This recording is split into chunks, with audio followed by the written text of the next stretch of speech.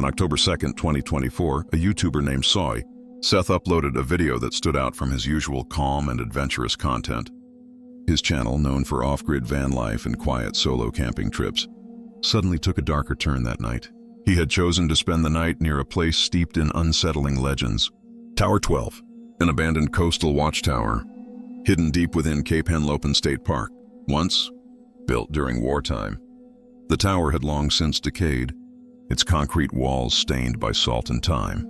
For years, locals had whispered about strange happenings there. Sudden temperature drops, eerie noises echoing through the corridors, and fleeting shadows moving across the upper windows when no one was inside. After reading about those stories, Seth decided to see for himself whether there was any truth behind them. Accompanied only by his loyal dog, Stella, he ventured into the park late at night. The weather couldn't have been worse. Cold rain, heavy wind, and pitch-black skies that swallowed every trace of light. From the moment he began recording, something about his tone felt different. Normally cheerful and energetic, Seth sounded uneasy. He spoke softly, describing how strange the area felt, as if the air itself was watching. As he drew closer to the base of the tower, the atmosphere grew heavier. The temperature dropped sharply, and the quiet turned suffocating. That's when it happened. Guys, my heart is beating so fast right now. We're going down the trail. I don't know. I don't really have a flashlight. Okay, the watchtower is up here. I'm gonna show you guys Stella so you can see her, how she's reacting right now. But the watchtower is over there. I don't know if you guys can see it. It's raining right now, and this is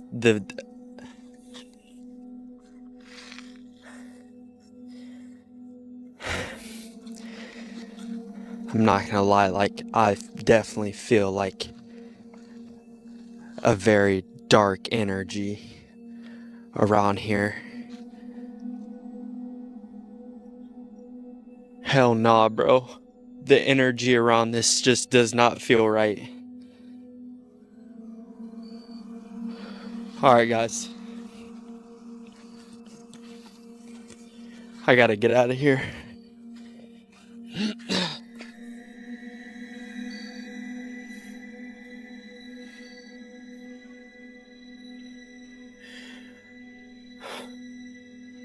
What was that? Shh. I'll run. Something in the darkness startled both him and Stella. The camera shook as the rain continued to fall, the screen flickering with brief flashes of movement. Stella's behavior suddenly changed, her posture tense, her focus fixed on something unseen just beyond the tower. And for Seth, a wave of dread hit so suddenly that he could hardly steady his breathing. Whatever was there, it didn't feel natural. He made the decision to leave immediately. The video ends abruptly, the sound of rain, the rush of footsteps, and then silence. The next morning, he uploaded a short follow-up. He explained that it had been one of the most terrifying nights of his life. He couldn't identify what caused the fear, but the feeling had been overwhelming, primal, almost instinctive. Even viewers who normally dismissed ghost stories admitted that something about that night felt disturbingly authentic. Stella's nervous behavior, the way Seth's voice shook, and the sudden change in atmosphere, all of it suggested that something about Tower 12 was far from ordinary. To this day, no one knows what really happened that night. Was it simply exhaustion and isolation playing tricks on his mind? Or did the old wartime tower truly hold something else? Whatever the truth may be, one thing remains certain. Some places carry memories that never fade, and sometimes those memories are still alive.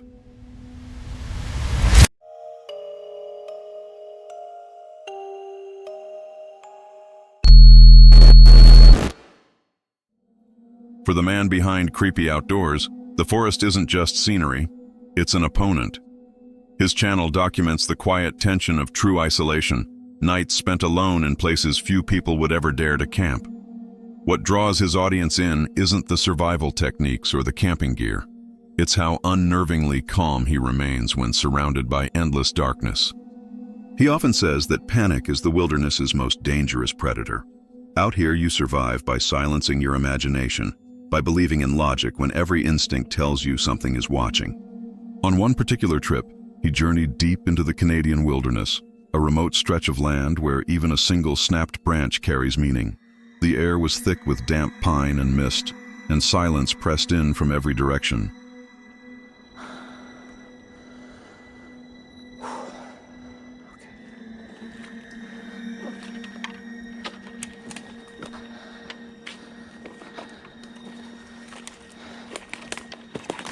Gotta make a fire. I feel a lot better when I got a fire going.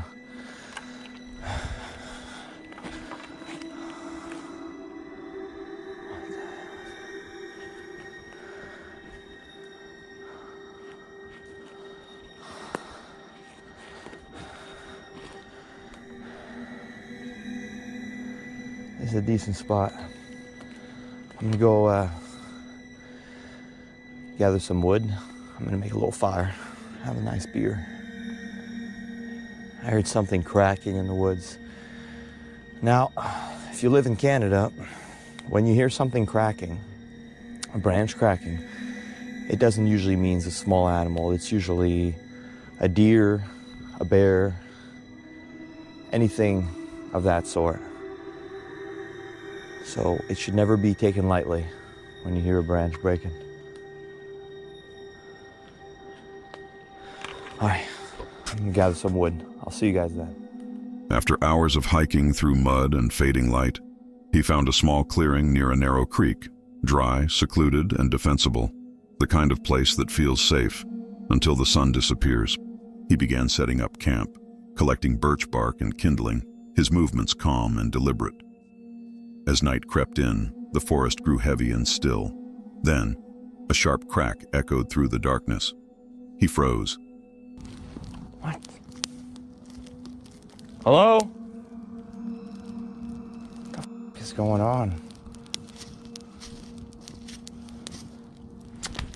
Crap. Hello?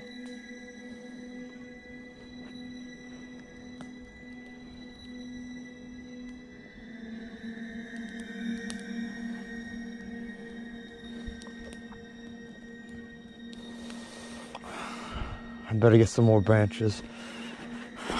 I don't like what I'm hearing.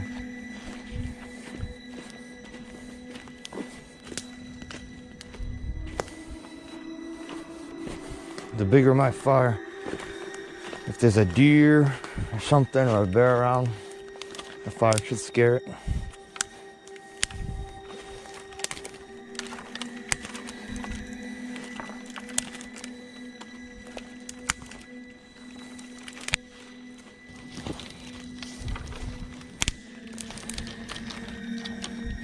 If I keep hearing those noises, I don't know how long I'll stay.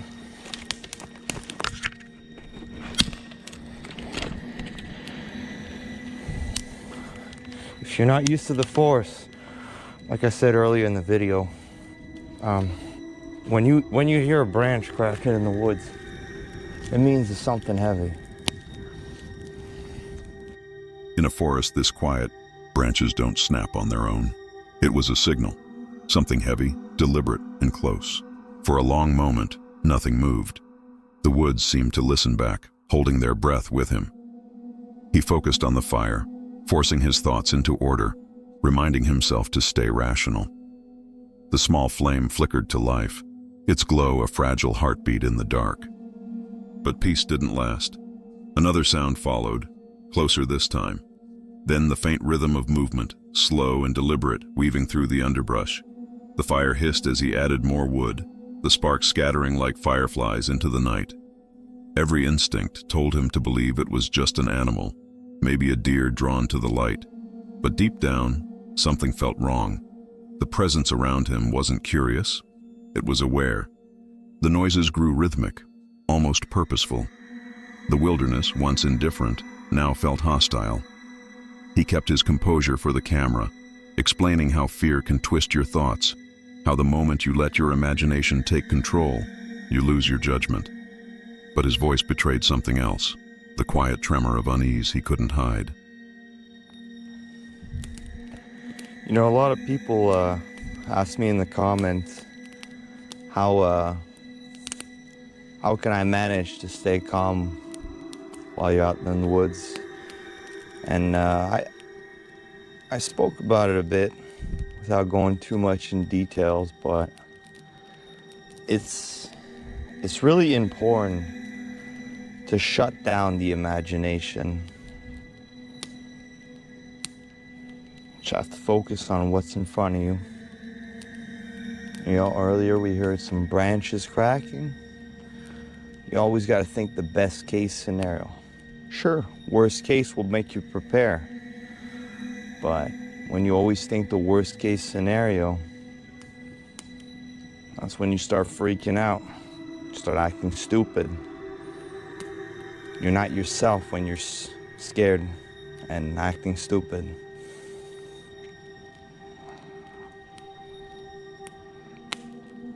You're gonna have to get some more wood for that. Minutes stretched endlessly as the forest alternated between sound and silence. Then, nothing. Absolute stillness. Even the insects seemed to stop. The kind of silence that hums in your ears and makes the world feel hollow. He waited, 5 minutes, maybe 10, until it was clear. Whatever had been moving out there had stopped. The night settled again. The fire burned steadily. The woods returned to their cold indifference, and the man exhaled slowly. To him, it was a mental test. Proof that fear only has power if you let it. He had faced no wild animal, no intruder, only the edge of his own mind. But as he drifted toward sleep, one thought lingered in the back of his mind. The one thought that every seasoned camper learns to fear. Sometimes when the forest goes silent, it's not because you're alone.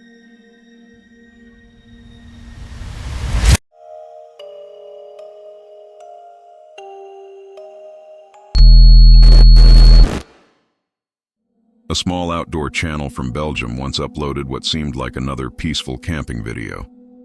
The creator, known for exploring deep sandy forests, had a unique passion: stealth camping. For those unfamiliar, stealth camping means spending the night somewhere you're not technically allowed to. It's done quietly, hidden from sight, and without drawing attention. The thrill comes from the secrecy, the idea of being somewhere you shouldn't be. But that thrill can quickly turn unsettling once you realize you're no longer alone. I'm waiting for the people there to leave. Hey, that's a nice bird. What I was saying. I'm waiting for those people to leave, because in that forest behind them is where I'm going to set up camp. They're slowly leaving. They're taking pictures of the swans.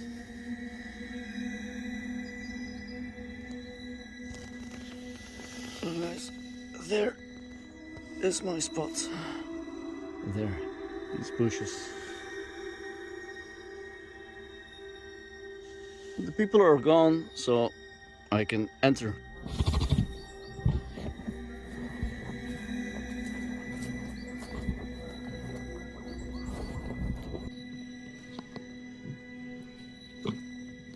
And I'm out of breath, but let me take this off first.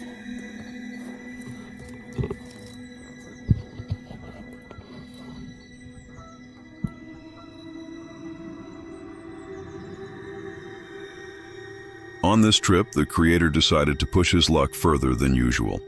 His plan was simple: to attempt a stealth camp right in the middle of a busy tourist area. But before the night ended, 2 small mistakes would turn a quiet camping experience into something far more unnerving. It started innocently enough. He arrived at the area late in the day, scouting for a hidden spot that wouldn't attract attention. The place was surrounded by curious tourists and wildlife, making it harder to stay unnoticed. Here's my camp. Behind it is the lake. the pond, and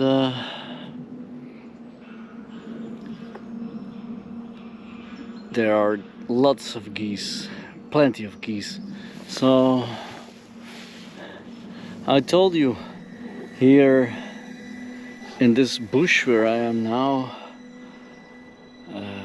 normally I guess there are wild hogs hiding here.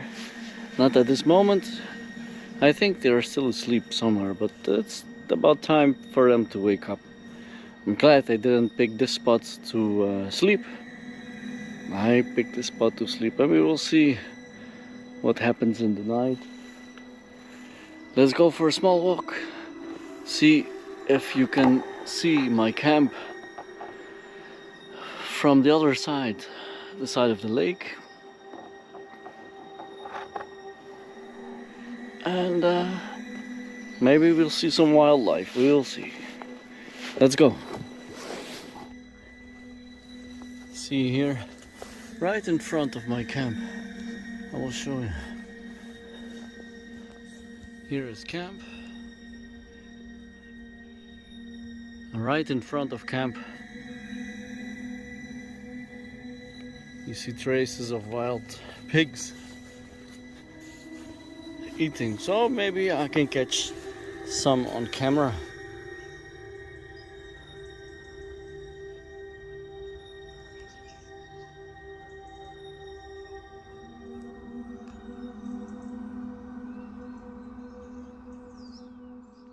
He waited patiently until the last few people had left, then slipped into the forest, a thick cluster of trees and bushes beside a calm lake. It looked like the perfect hideout, safely tucked away from the trail. He moved quickly, setting up his hammock in the shadows, careful not to make noise. The spot was peaceful, almost too peaceful.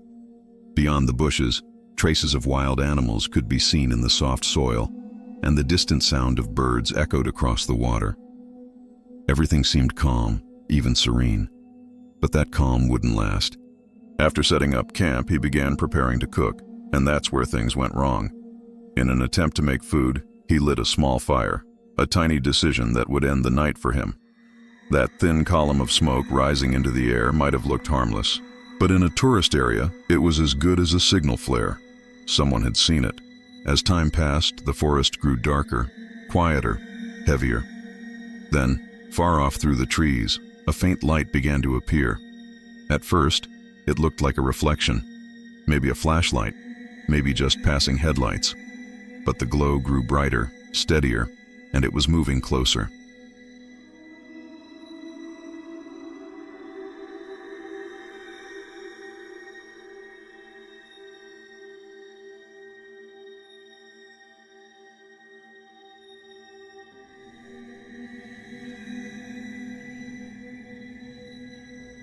So guys, I got busted. I'm packing up my gear.